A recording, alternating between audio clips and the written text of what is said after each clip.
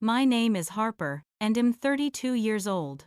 I sat in my apartment kitchen staring at the text message from my mother, my hands trembling so badly I almost dropped my phone. The words blurred together as I read them again. We think it's best if you skip Thanksgiving this year. After 2 decades of family gatherings, countless hours helping prepare the meal, and never missing a single holiday, I was being uninvited.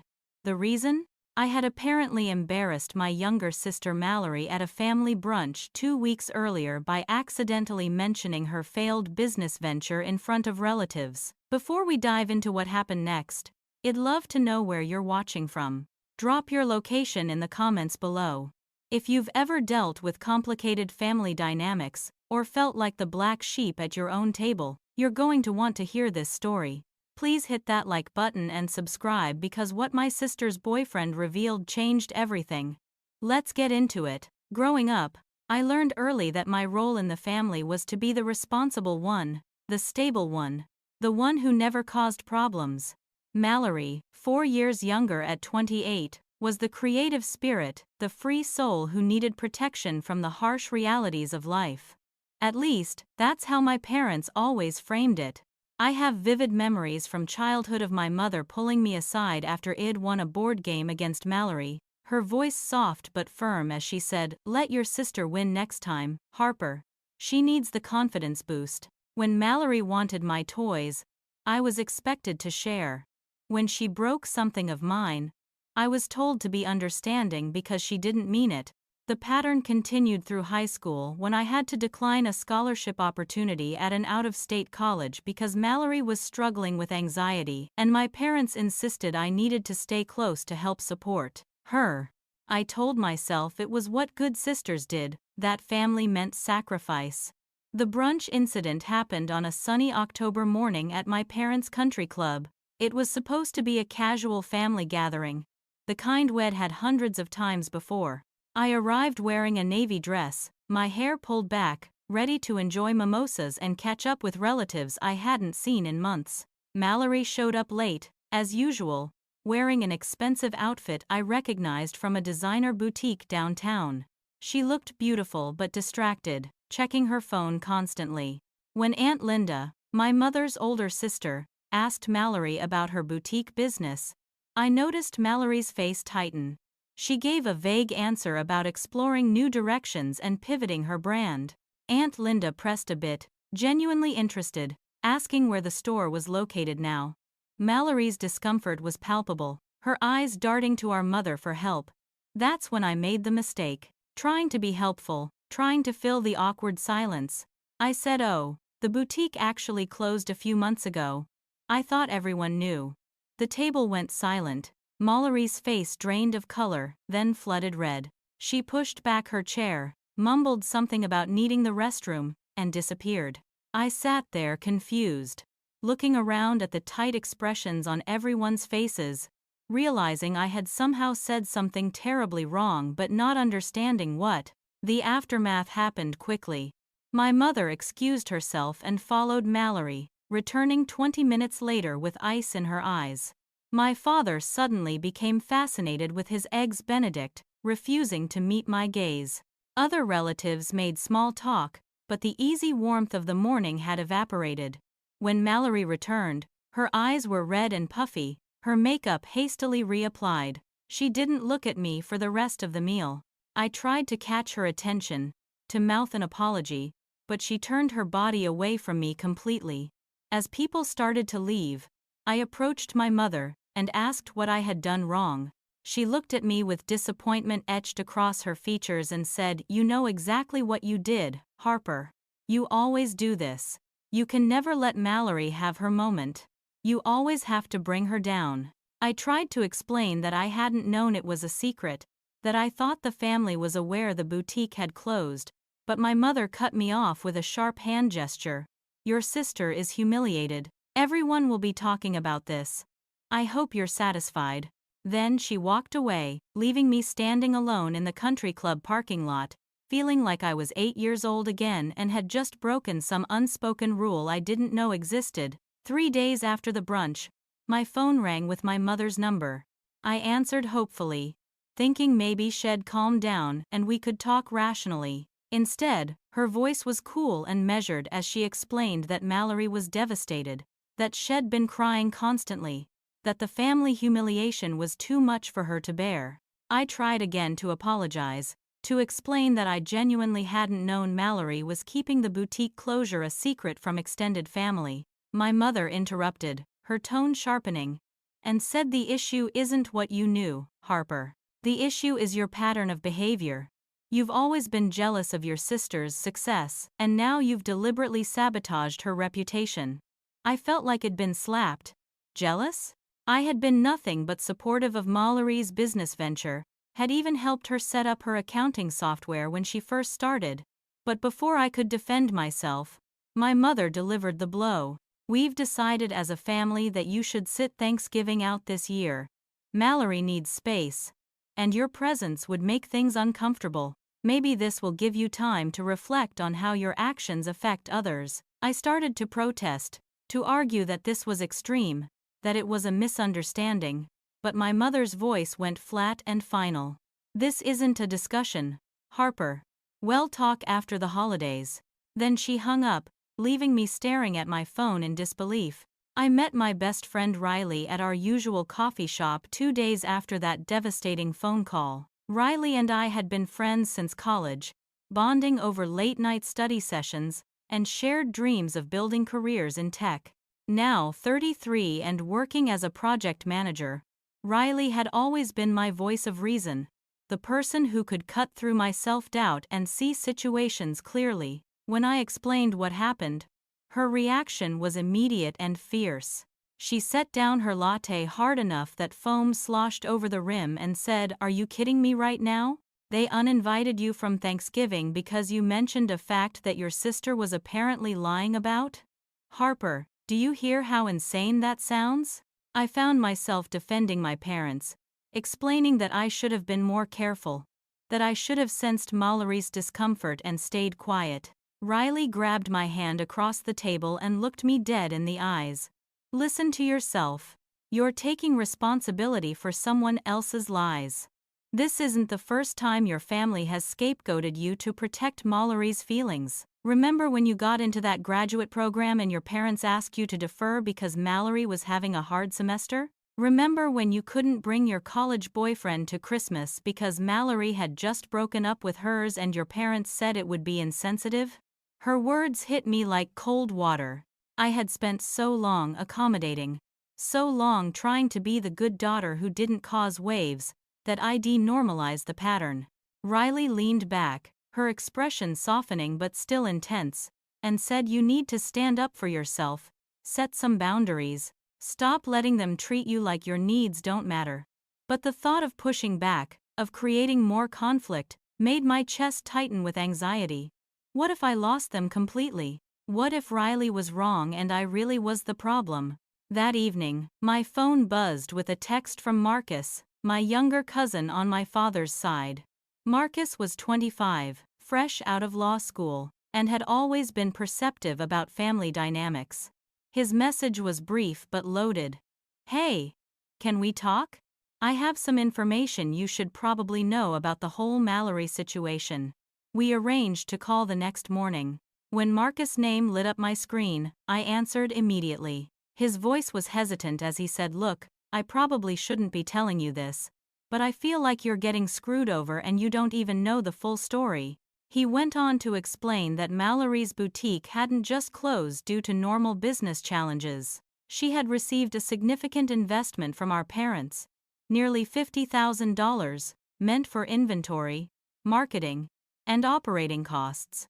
Instead, Mallory had spent most of it on personal shopping trips, expensive dinners, and a luxury vacation shed posted all over social media as a business research trip. When the boutique inevitably failed due to lack of actual business management, our parents had quietly covered her remaining debts and helped her craft a story about closing to pursue other opportunities.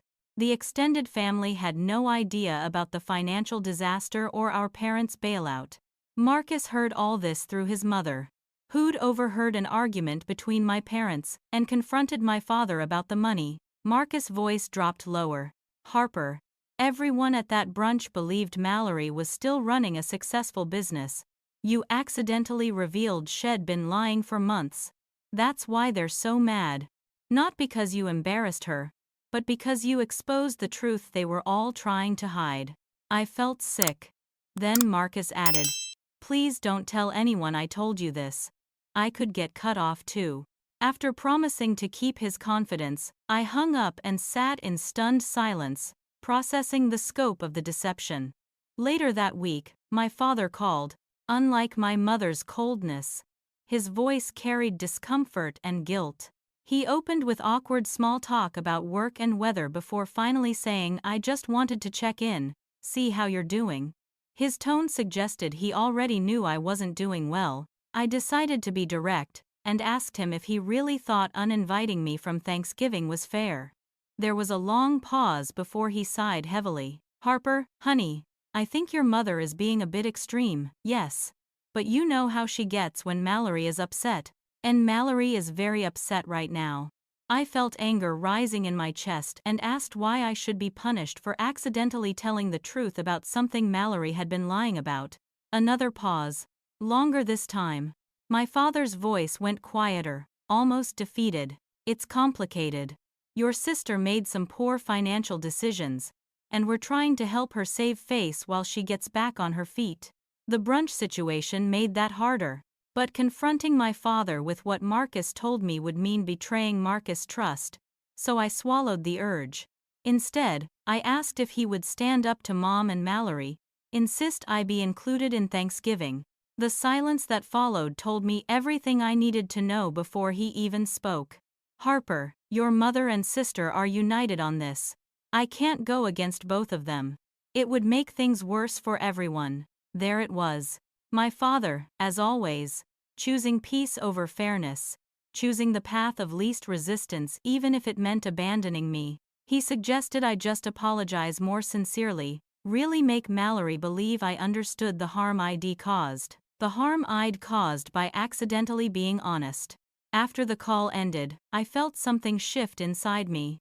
Not anger, exactly, but a cold clarity about where I stood in my family hierarchy. The next blow came through social media. I'd been avoiding looking at Mallory's accounts, but curiosity and masochism got the better of me. She'd posted several vague but pointed updates over the past week. One read, "It's amazing how the people closest to you can be the most toxic."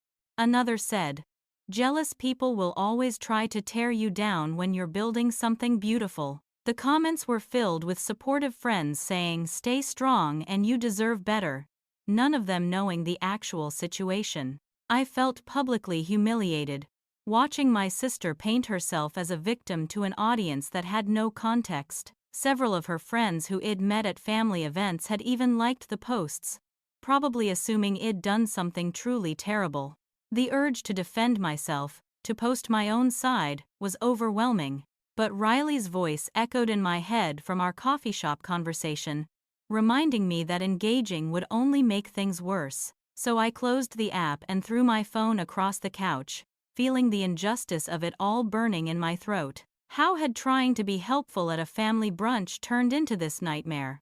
How had I become the villain in a story where I'd done nothing wrong except fail to maintain someone else's lie? As Thanksgiving week began, I found myself completely distracted at work. I'm a software engineer at a mid-sized tech company, and normally I love the problem-solving aspect of coding, losing myself in the logic and creativity of building solutions. But that week, I stared at my computer screen for long stretches without actually seeing the code in front of me. My mind kept replaying the brunch, the phone calls, imagining my family gathering around the Thanksgiving table without me.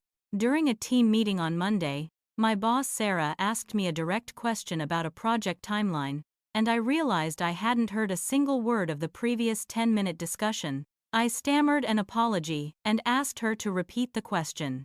After the meeting, she stopped me in the hallway, her expression concerned. She was a woman in her late 50s who'd always been supportive and direct, qualities I appreciated. "Harper, is everything okay? You've seemed really out of it lately." I hesitated, then found myself breaking down slightly as I explained the situation in broad strokes, leaving out the most painful details but conveying enough for her to understand. Sarah listened without interrupting, then shared that Shed had a similar experience with her own family years ago, being excluded from a wedding because Shed refused to lie about her sister's infidelity. Sometimes families prefer comfortable lies to uncomfortable truths, she said. And sometimes the healthiest thing you can do is accept that you can't control their choices, only your own responses. She gave me the rest of the day off, which I declined because going home to an empty apartment felt worse than staying busy. But her words stuck with me, offering a perspective I hadn't considered. Maybe this wasn't about fixing what I'd done wrong, because I hadn't actually done anything wrong. Riley refused to let me spend Thanksgiving alone. When I mentioned I'd probably just order takeout and watch movies, she immediately started organizing a Friendsgiving at her apartment. She invited a small group of friends from our college days and a few coworkers, none of whom knew my family well enough to make things awkward. I was grateful for her effort, truly, but I couldn't shake the hollow feeling in my chest. Part of me still desperately wished I could be with my family, sitting around my parents' dining room table, laughing at my father's terrible jokes while my mother fussed over the turkey. Even with all the dysfunction, even with the favoritism and the gaslighting, they were still my family. The grief I felt wasn't just about missing one holiday, it was about the larger realization that maybe I'd never been as valued or loved as I'd believed. Maybe I'd spent 32 years trying to earn acceptance that was never going to be freely given. These thoughts circled my mind as I tried to focus on work, as I smiled and thanked Riley for her kindness, as I went through the motions of normal life, while feeling fundamentally unmoored. On Tuesday before Thanksgiving, a package arrived at my apartment. I recognized my parents' address on the return label and felt a surge of hope. Maybe they'd changed their minds. Maybe this was an apology gift, a peace offering, an invitation to come after all. I tore open the box to find my childhood Thanksgiving decorations, items I'd made in elementary school and left at their house years ago. Paper turkeys with my handprint feathers, a ceramic pilgrim I'd painted in 3rd grade, a cross-stitched thankful banner I'd completed in a middle school home economics class. At the bottom of the box was a note in my mother's handwriting. Thought you'd want these for your own celebration. The finality of that gesture hit me harder than the initial uninvitation. She was literally removing my presence from their home, erasing me from their holiday. I sank onto my couch holding that ridiculous paper turkey, and for the first time since this whole situation began, I let myself truly cry. Not polite tears, but ugly sobs that shook my whole body.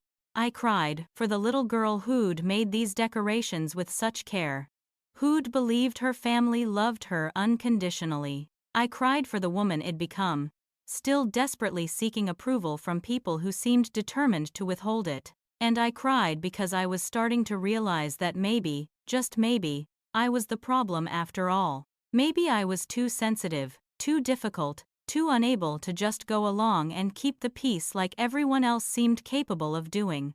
That's when my phone rang with a number I didn't recognize. I almost let it go to voicemail, not in the mood to talk to anyone, but something made me answer.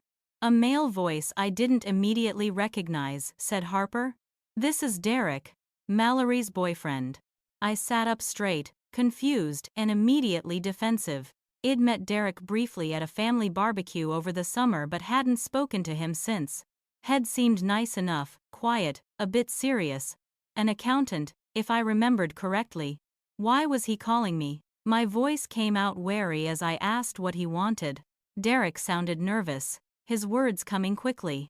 "Look, I know this is weird, me calling you out of the blue. But there are things you need to know before Thanksgiving. Things about Mallory and your parents and what's really going on. Can we meet for coffee tomorrow morning?" My mind raced with possibilities. Was this a trap?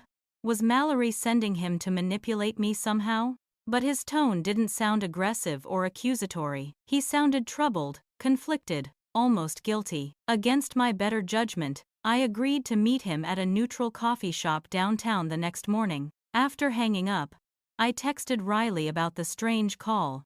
Her response was immediate. "Be careful. This could be a setup. Bring mace." I almost laughed at her protective instinct, but she had a point. I had no idea what Derek wanted or whose side he was on.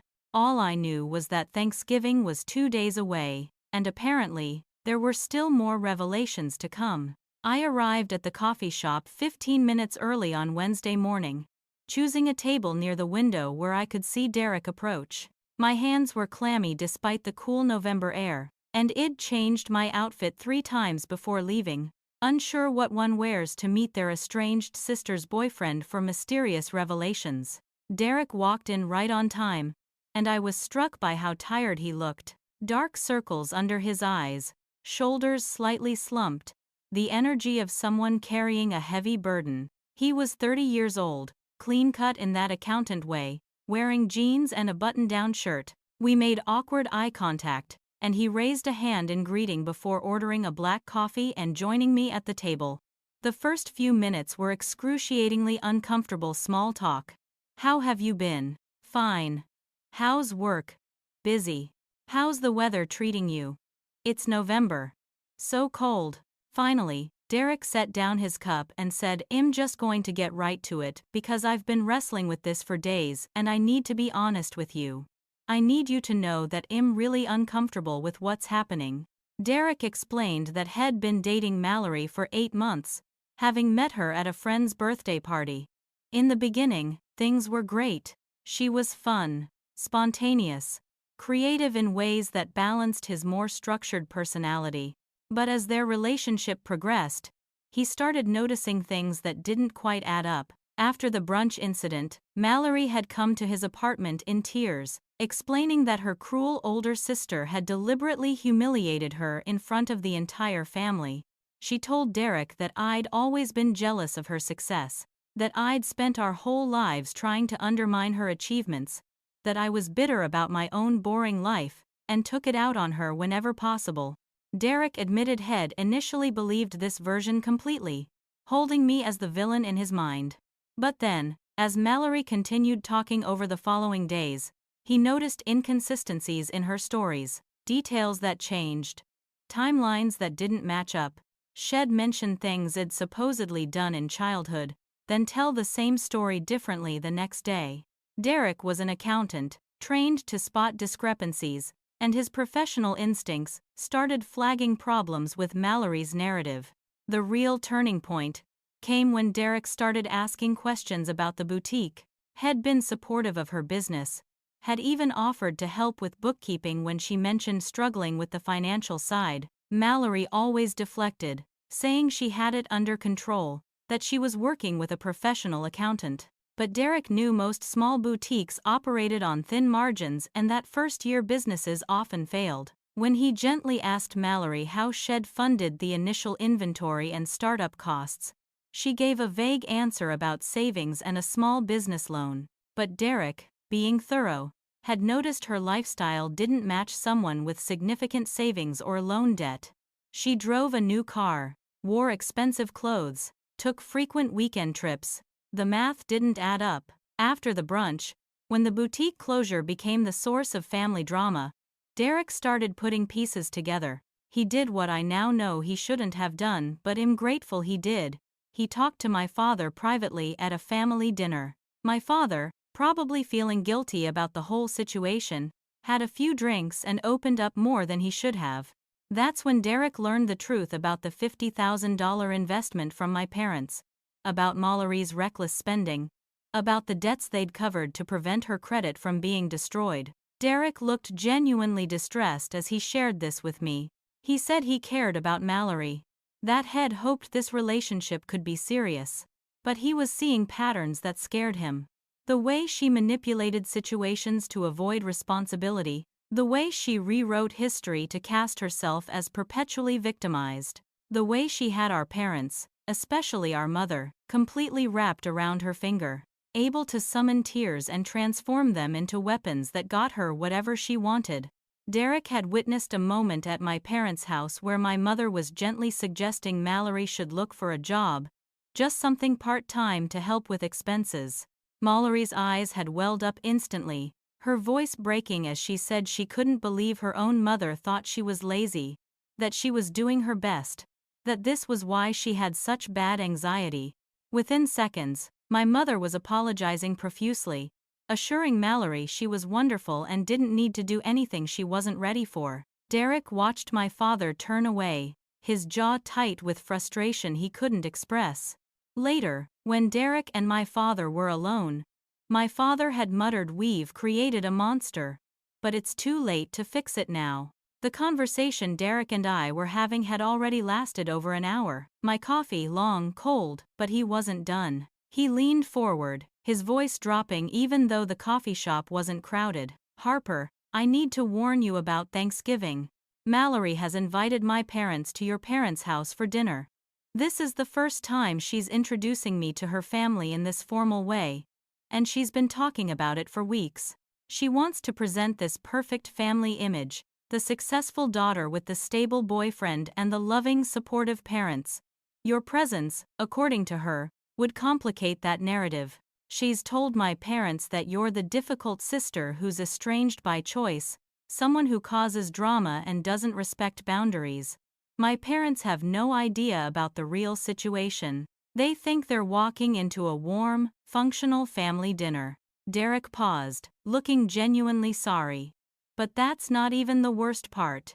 Mallory is planning something bigger. I don't know exactly what, but she's been dropping hints about making a special announcement at Thanksgiving. She keeps saying this dinner is going to change everything, that everyone will finally see her true success. Given what I now know about her pattern of deception, I'm worried she's setting up some new lie, some new story that will require your continued absence from the family to maintain. That's why I needed to talk to you. You deserve to know what you're up against." I sat there processing everything Derek had shared, feeling validated and heartbroken in equal measure. Finally, I asked him the obvious question. "Why are you still with her? Why are you going to this Thanksgiving dinner if you see all these red flags?" Derek looked down at his hands, shame crossing his features. "Honestly, because I keep hoping I'm wrong. I keep thinking maybe I'm being too harsh, too judgmental. She can be really wonderful when things are good. But also," and he met my eyes again, "I think I needed to understand the full situation before I made any decisions. I needed to talk to you, hear your side, see if my concerns were founded. And now that I have, now that I know you're actually just a kind person who accidentally told an inconvenient truth, I think I know what I need to do." We parted ways with Derek promising to text me after Thanksgiving, to let me know what happened. I watched him walk away down the street, this near stranger who'd shown me more honesty and compassion than my own family, and I felt a strange mixture of gratitude and dread. Thanksgiving was tomorrow. Somewhere across town, Mallory was preparing for her perfect dinner, her perfect performance, and I would be at Riley's apartment, eating potluck casseroles with friends, trying to pretend my heart wasn't breaking. Thanksgiving morning, I woke up in Riley's guest room where I'd stayed the night before, not wanting to be alone in my apartment with my thoughts. Riley was already up, preparing dishes in her small kitchen, cheerfully singing along to music. I helped where I could, chopping vegetables and setting the table, grateful for the distraction. Friends started arriving around noon, each bringing dishes and wine and warm hugs. They knew I was going through family stuff but didn't press for details, which I appreciated. We ate around 2 in the afternoon, passing plates and sharing what we were grateful for. When it came to my turn, I said I'm grateful for chosen family, for people who show up when blood relatives don't. Riley squeezed my hand under the table, but even surrounded by love and laughter, part of my mind was across town at my parents' house, imagining the scene I wasn't part of. I'd turned my phone to silent, not wanting to see any photos that might get posted, not ready to face whatever was happening in my absence. What I didn't know until later, what Derek would tell me in excruciating detail, was that Thanksgiving at my parents' house was unraveling in spectacular fashion. According to Derek, Mallory had been in her element all morning, playing the perfect hostess. She'd worn an expensive dress, had her hair professionally styled, orchestrated the table settings like a magazine spread. Derek's parents arrived right on time, impressed by the elegant home and warm greeting. My mother fawned over Mallory, complimenting every detail, while my father manned the grill for the turkey, looking stressed but trying to keep things smooth. Mallory had spent the pre-dinner time sharing carefully edited stories about her life, her business ventures, her plans for the future. Derek watched her perform, feeling increasingly uncomfortable with the deception he was now complicit in by staying silent. The first crack appeared when Aunt Linda arrived unannounced.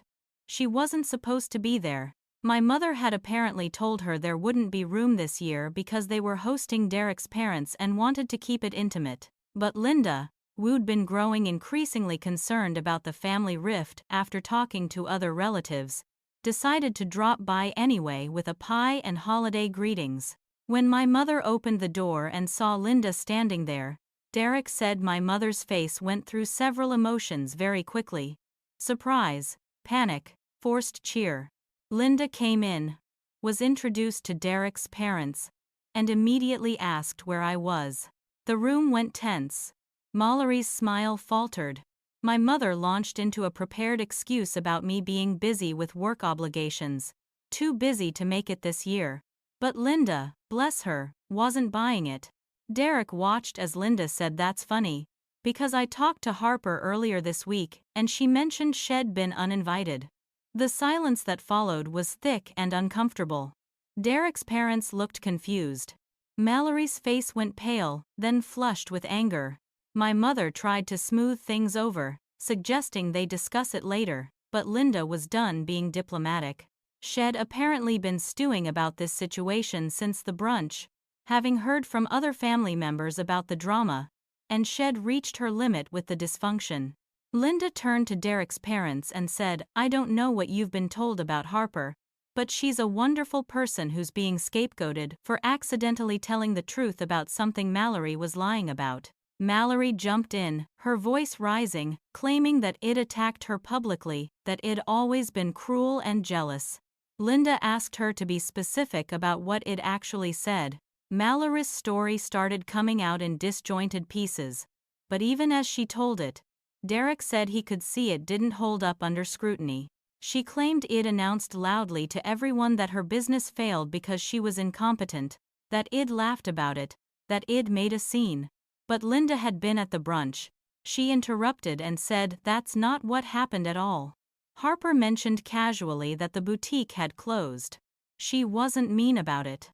She seemed to think everyone already knew. That's when Derek made his decision. Had been sitting quietly, watching this play out, but he couldn't stay silent anymore. Derek's mother turned to him, confused, and asked who Harper even was. She'd been told I was an estranged sisterhood, chosen to distance myself from the family. Mallory, desperately trying to regain control of the narrative, said exactly, she's someone who's not part of our lives anymore by her own choice. Derek heard himself speak before he could second-guess it. Actually, that's not accurate. Derek's voice was calm but firm. Harper was uninvited from today because she accidentally revealed that Mallory's boutique had closed. Something Mallory had been lying to the family about. The table froze. Mallory stared at Derek with absolute betrayal and shock on her face. He continued, feeling committed now to honesty, regardless of consequences. He explained that he'd learned about the failed business, about the financial support from my parents that had been hidden, about the pattern of deception that my simple comment had accidentally exposed. He said all this not cruelly, but factually, the way an accountant presents findings in an audit. Mallory exploded. She screamed at Derek, calling him a traitor, demanding to know how he could do this to her. She insisted he had no right to share private information that had betrayed her trust. My mother jumped to Mallory's defense, her voice shaking with fury as she told Derek he was out of line, that he didn't understand the full situation. But Derek's father, a retired attorney, spoke up and said it sounds like the person who's out of line is the one who's been lying to family, and then punishing someone else for accidentally telling the truth. His support of a stranger, of me, over the host family caught everyone off guard. Derek's mother looked deeply uncomfortable, clearly wanting to leave. My father, who'd been standing in the kitchen doorway, set down the carving knife and said nothing, his silence speaking volumes. Aunt Linda crossed her arms and gave my mother a look that said, "I told you this was wrong." The perfect Thanksgiving Mallory had orchestrated was completely destroyed. Derek's parents made excuses about needing to leave, clearly uncomfortable with the family drama they'd stumbled into. Mallory ran from the dining room to her old bedroom upstairs, sobbing dramatically. My mother followed her, shooting death glares at both Derek and Aunt Linda. My father and Derek were left standing in the living room with Linda, who turned to Derek and said, "Thank you for being honest." That took courage. Derek felt sick to his stomach, not from regret but from the weight of having blown up his relationship and someone else's family holiday. But he also felt something else, relief. Had been carrying the knowledge of the injustice for days, and finally speaking up, finally defending me even though I wasn't there, felt right. Linda pulled out her phone and said, "I need to call Harper. She deserves to know what just happened."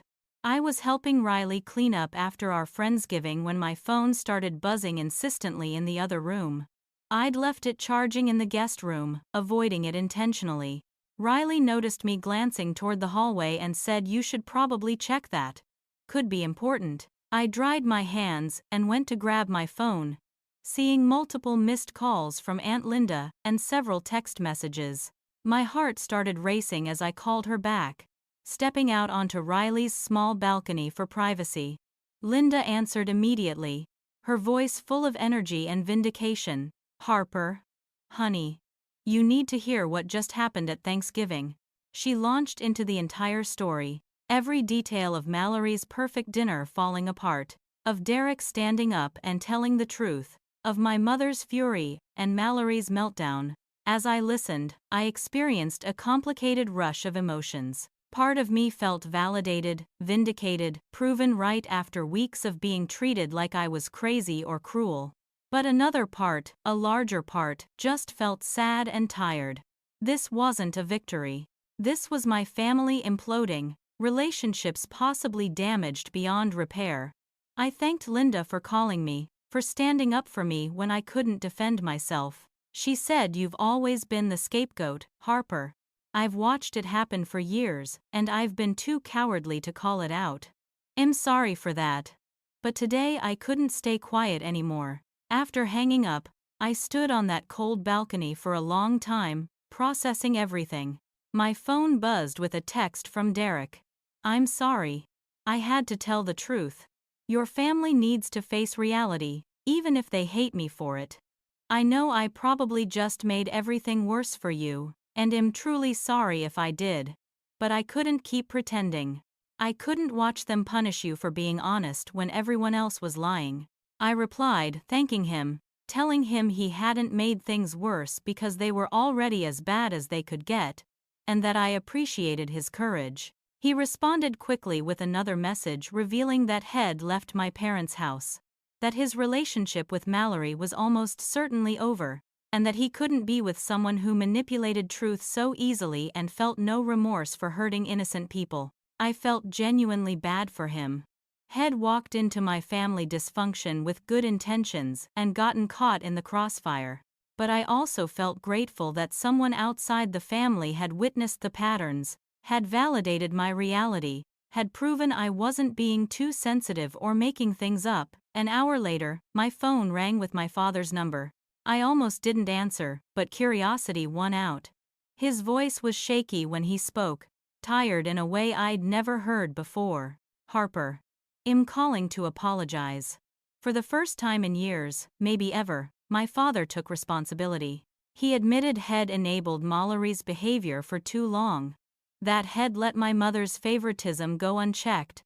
That Head chosen peace over fairness repeatedly throughout our lives. He explained that the house was in chaos, that my mother wasn't speaking to him either now, because Head refused to throw Derek out, or defend Mallory's lies. His guests were gone. His holiday was ruined.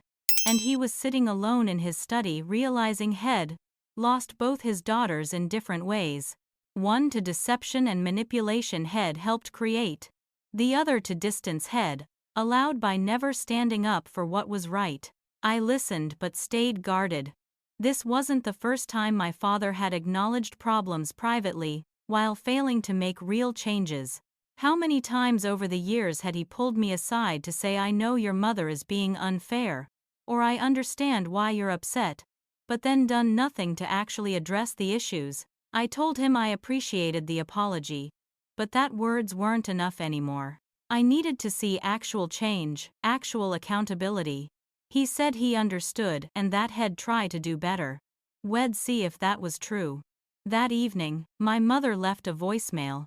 I saw her name appear and felt my stomach drop, but I let it go to voicemail, needing time before engaging with her. When I finally listened to the message, her voice was sharp with fury. She blamed me for ruining Thanksgiving, accused me of somehow orchestrating Derek's betrayal, insisted I'd poisoned him against Mallory because I couldn't stand to see her happy. The logic was absurd. I'd barely spoken to Derek before yesterday's coffee meeting, and even then, I'd been cautious and defensive. But in my mother's reality, I was always the villain, the source of problems, the jealous older sister, sabotaging her golden child. There was no acknowledgement of her role in creating this situation, no recognition that uninviting me had been unjust, no apology for weeks of cold treatment, just anger and blame. I deleted the message halfway through, unable to listen to more. Riley found me sitting on the couch afterward, staring at nothing. She sat beside me and said, "You know this isn't about you, right? This is their dysfunction, their inability to face truth, their problem to fix." I nodded, but knowing something intellectually and feeling it emotionally were different things. Later that night, I checked social media despite knowing I shouldn't. Mallory had posted, of course, vague accusations about being betrayed by people she trusted, about family members showing their true colors, about fake people revealing themselves. The comments were a mixture of confusion and support, friends asking what happened and telling her she deserved better. Some people who knew our family were commenting asking if she was okay, if this was about the Thanksgiving drama they'd heard whispers about. Mallory wasn't responding to anyone, just letting the posts sit there collecting sympathy. Part of me wanted desperately to comment, to share my side, to stop her from controlling the narrative once again. But I knew engaging would only make things messier. Instead, I closed the app and focused on the people physically present in my life. Riley had insisted I stay another night rather than going home to an empty apartment, and I was grateful.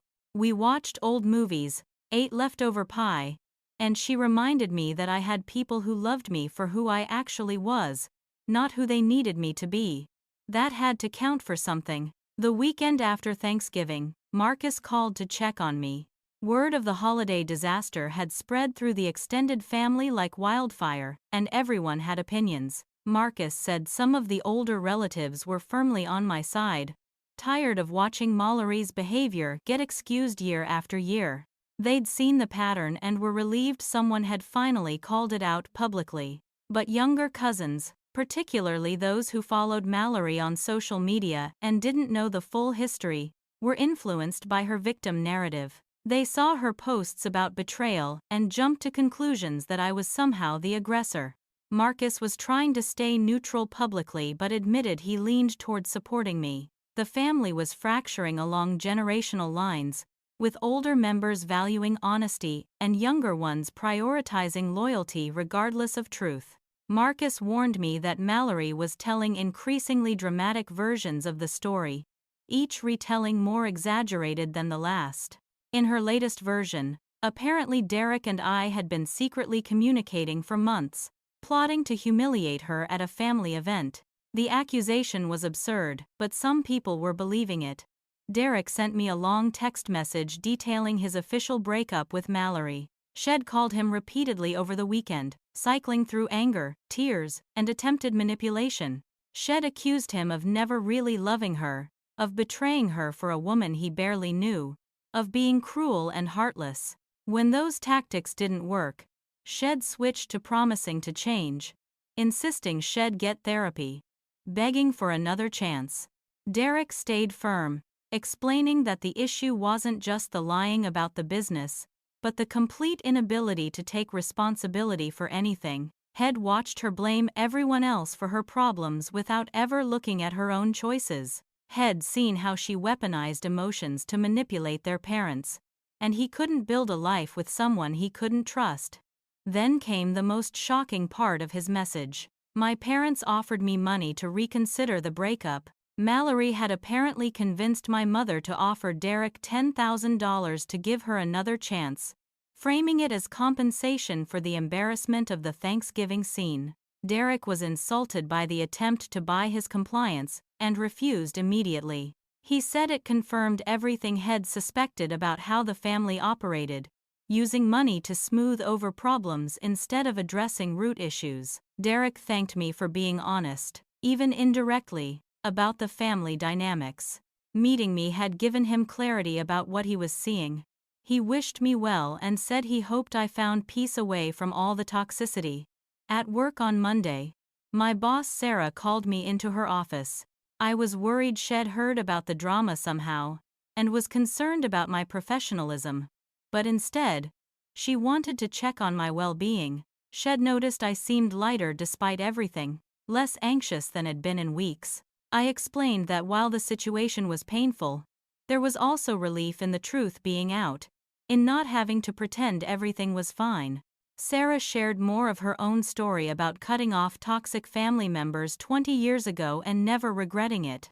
She said family is supposed to build you up, not tear you down. If they can't do that, they're just people who share your DNA, and you don't owe them unlimited chances to hurt you. She offered me a few days off to process everything, but I declined. Work was actually helping, giving me structure and purpose, reminding me I had value outside my family's assessment. Sarah accepted my decision but told me her door was always open if I needed to talk. My mother tried calling twice more that week, but I didn't answer. I wasn't ready to engage, knowing any conversation would devolve into her defending Mallory and attacking me. I needed more time to figure out what boundaries looked like, what I was willing to accept moving forward. My father sent occasional texts, nothing deep, just small attempts at connection. "How are you doing? Thinking of you. Hope work is going well." I responded minimally, not coldly, but not warmly either. I was in a strange emotional space where I didn't hate my parents, but I also couldn't pretend their behavior was acceptable. The realization that I might need to significantly distance myself from my family of origin was settling over me like heavy fog. It wasn't dramatic or angry. It was sad and necessary, and surprisingly calm.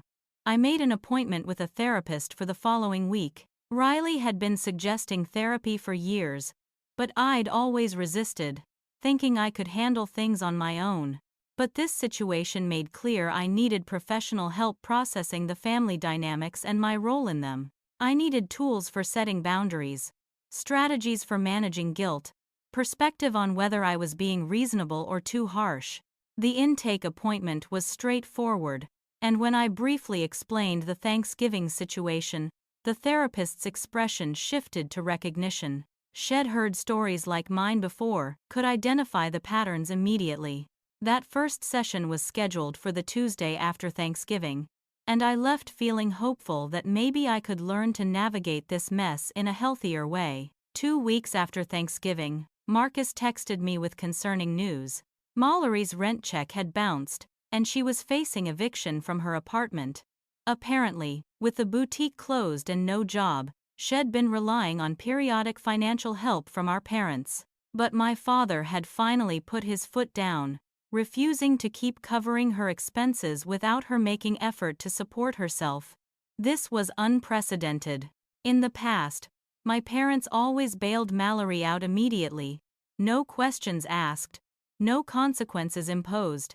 But the Thanksgiving disaster and the subsequent family fallout seemed to have been a breaking point for my father.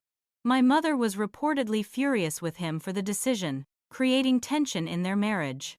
Mallory was having a complete meltdown, calling Marcus and other cousins asking for loans, claiming our father had turned against her because I'd manipulated him.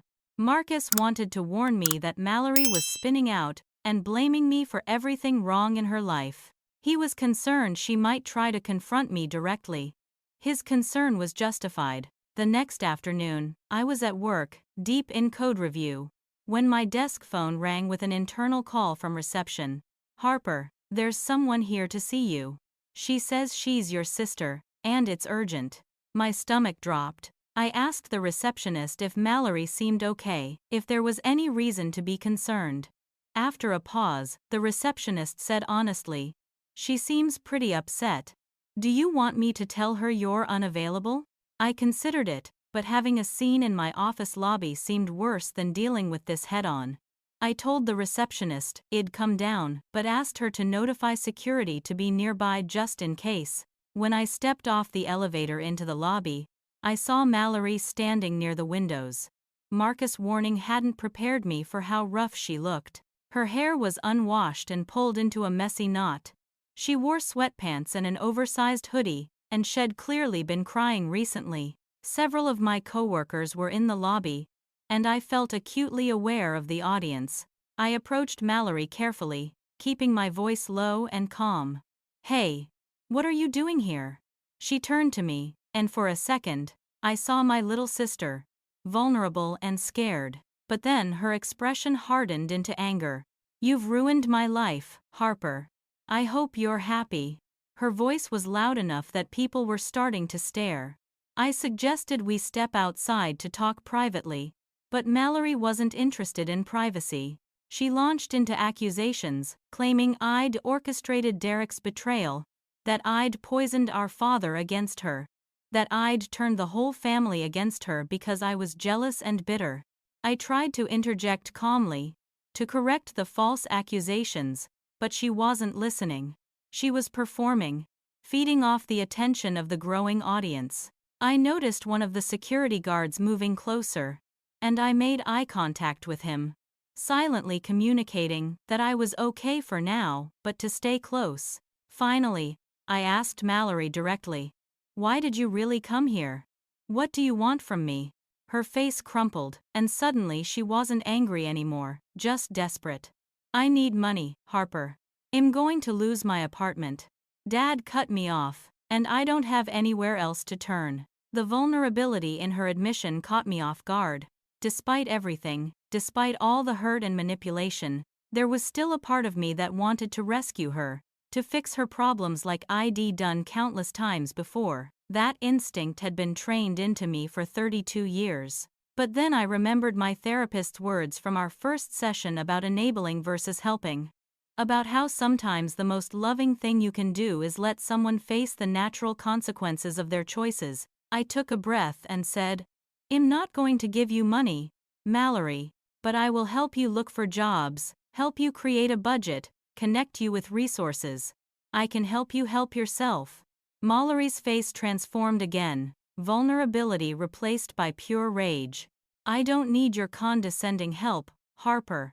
I need money. You owe me after what you've done." I stayed calm, very aware of my coworkers watching, determined to stay professional. "I haven't done anything to you, Mallory. I accidentally mentioned your business closed. That's it. Everything else is consequences of your own choices and lies." My words seemed to ignite something in her. She started screaming, really screaming, about how I'd always been the problem, how I'd always tried to make her look bad, how I'd ruined her relationship with Derek, turned our father against her, destroyed her reputation. The security guard stepped fully between us now, his hand up in a calming gesture toward Mallory. "Ma'am, I need you to lower your voice or I'll have to ask you to leave." Mallory looked at him, then back at me, and I saw calculation in her eyes even through the tears. "You're calling security on your own sister? Really, Harper? That's who you are now?" She was trying to make me look cruel, trying to win sympathy from the witnesses. But I'd learned something over these weeks. I didn't need to defend myself to an audience. I knew the truth. I stayed quiet as the security guard gently but firmly asked Mallory to leave the building. She resisted at first, demanding to finish talking to me. But when a second security guard approached, she seemed to realize she was defeated. She turned to me with venom in her voice and said, "You're dead to me, Harper. I hope you know that. You've lost your whole family over your jealousy and bitterness." I looked at her. This person I'd shared a childhood with. This person I'd protected and defended and loved despite everything. And I felt a strange calm settle over me. My voice was quiet but clear as I responded. "I think I've been dead to you for a long time, Mallory. I was just too busy trying to earn your love to notice." The security guards escorted her out, her angry voice echoing in the lobby until the doors closed behind her. I stood there for a moment, very aware of the silence around me. Then, one of my coworkers, a woman from accounting I'd never spoken to before, approached and said, "I don't know your situation, but you handled that with a lot of grace. Are you okay?" Her kindness, this stranger's compassion, almost broke me. I nodded and thanked her, then headed back upstairs to my desk. My boss had apparently been notified of the incident and came by immediately, offering me the rest of the day off, asking if I needed anything. I appreciated her concern but chose to stay and finish my work. Sitting at my desk, focusing on code, felt safer than going home to process what had just happened. But as I typed, my hands were shaking. It just had what might be the final interaction with my sister, and it had ended with her hatred and my exhausted acceptance. There was no resolution, no healing, no hope of reconciliation anytime soon. Just an ending. 3 weeks passed after the confrontation at my office. Weeks that felt simultaneously endless and quick. In that time, I had no contact with my mother or Mallory. Only occasional brief texts from my father checking in. The extended family gossip mill eventually slowed down, people moving on to other dramas and holiday preparations. I focused on work, on therapy, on building a life that didn't revolve around seeking my family's approval. Christmas was approaching, and with it came the same question that had plagued me at Thanksgiving. Where did I belong now? My apartment had stayed decorated with those childhood Thanksgiving items my mother had sent, and one Saturday morning I finally took them down. Not angrily, not sadly, just practically. They represented a version of family that maybe never really existed, except in my childhood imagination. I packed them carefully in a box and put them in my closet, not throwing them away but also not keeping them on display. It felt like the right metaphor for where I was with my family generally, not destroyed, but no longer central to my daily life. Christmas Eve arrived cold and clear. My father called that morning, his voice tentative, asking if I'd consider coming to Christmas dinner. He promised my mother and Mallory would be civil, that they all wanted to move past the conflict and have a peaceful holiday. I felt the old pull, the ingrained obligation, the desperate hope that maybe this time things would be different. But I'd learned enough in therapy to recognize magical thinking when it appeared. Nothing had fundamentally changed in my family's dynamics.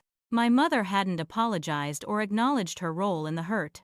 Mallory hadn't taken responsibility for her behavior.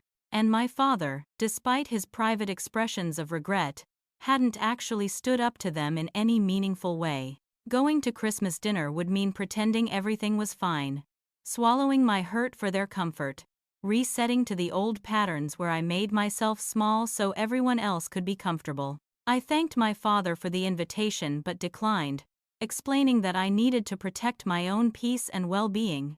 He sounded sad but said he understood.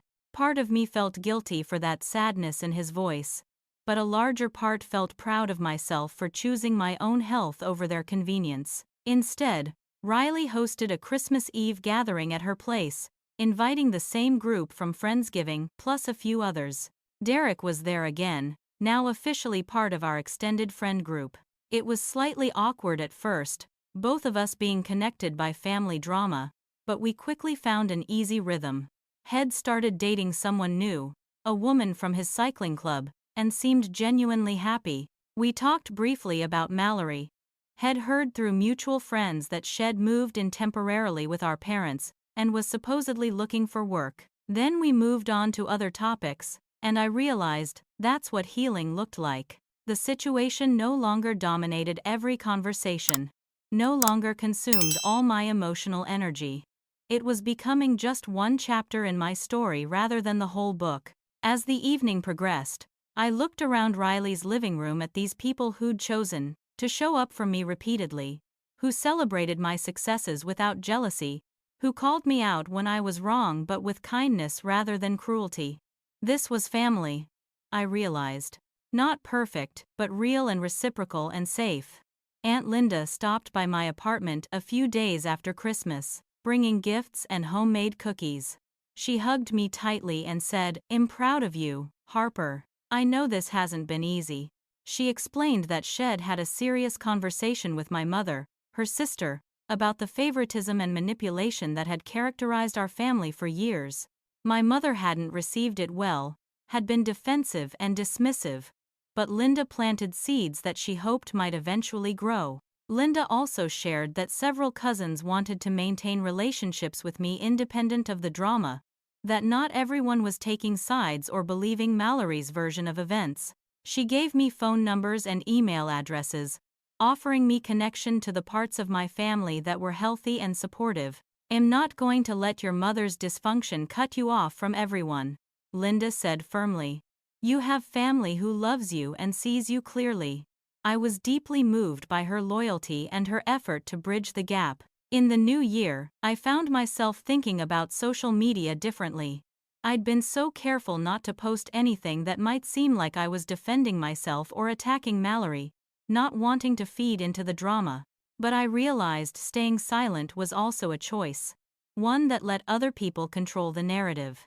So I posted for the first time in months, a simple photo of my Friendsgiving and Christmas celebrations with people I loved. The caption read, "Grateful for authentic relationships with people who celebrate my truth rather than requiring my silence."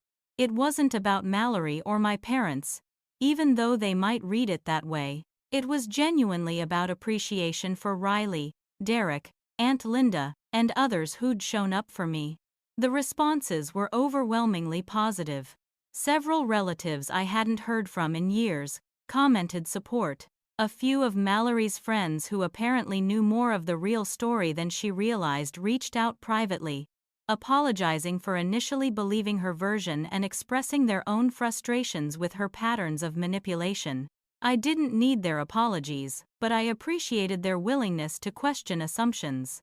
My weekly therapy sessions became the anchor of my emotional processing. In one particularly powerful session, my therapist helped me see that I'd been grieving not the family I lost, but the family I'd never actually had. I'd been chasing a fantasy of unconditional acceptance that my parents weren't capable of providing. Mallory's needs and emotions had always been centered, and had been assigned the role of supporting actress in her drama.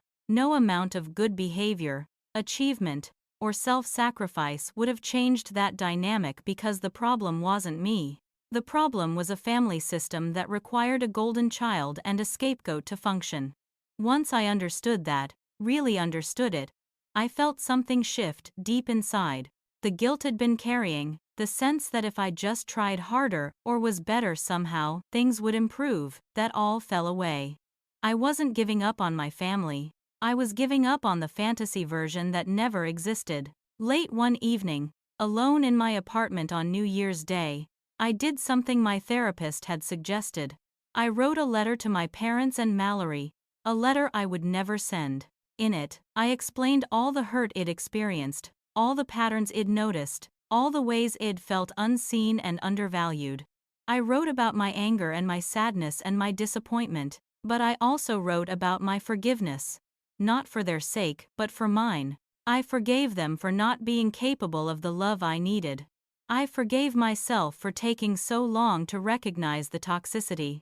I acknowledged that I couldn't change them, could only control my own responses and boundaries. I expressed hope that they would eventually find healing and self-awareness, but I released my attachment to that outcome. I said goodbye to the old dynamics, to the version of myself that bent and apologized and shrunk to make them comfortable.